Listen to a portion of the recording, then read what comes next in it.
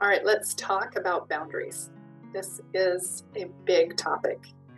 There are hundreds of books written on this subject. So in this video, I just want to introduce this topic and give some of the basics, and we'll explore it further. So first of all, boundaries are our way of clarifying what we will do in any given situation.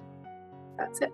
They're a way of self-determining, of showing the world who we are, who we want to be, and aligning that, ideally, if they're done right, with our values. They help us to identify what is ours, and that is our choices. One common way I often see boundaries being misused, they are used in an attempt to change someone else's actions or to manipulate someone else's choices. And that, of course, is manipulation.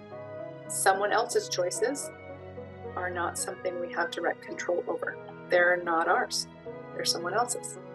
Even when they're hurting us, we find our power when we come back to what is ours. That is certainly not to say that we just roll over and accept this is somebody else's choice. I can't do anything about it. No, we find our power if we're being hurt, if we're being mistreated.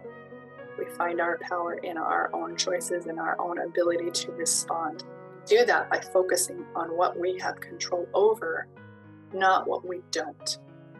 And that's what boundaries are all about. So again, when they're used correctly, they focus on what is within our control, what is actionable for us, and they align with our values, who we want to be, what we believe is right and good, and we show up in the world that way.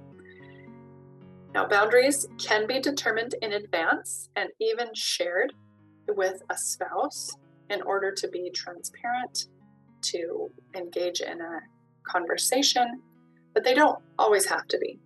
Sometimes I have ladies who feel like, I want to set this boundary, but I don't want to tell him. That's fine. Again, boundaries are about self-definition of determining what you will do. And it is totally legitimate to decide in advance what you will do without telling someone. And there may be reasons that you want to communicate those boundaries. By the way, if this happens, I will do this.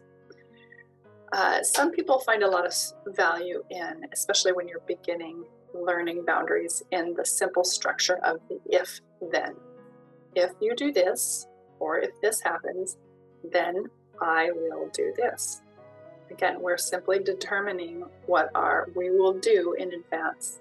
This simple structure allows us to pre-plan and think through what we might do, and often what are awkward or intense situations. And it helps us to prepare without the stress of being in the situation.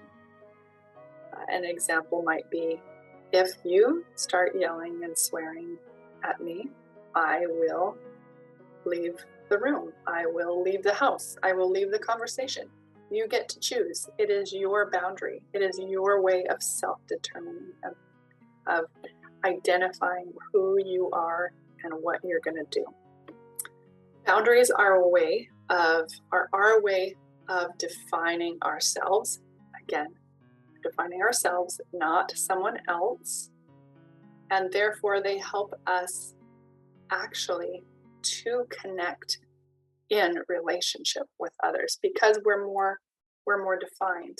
We're going to talk about that in subsequent videos.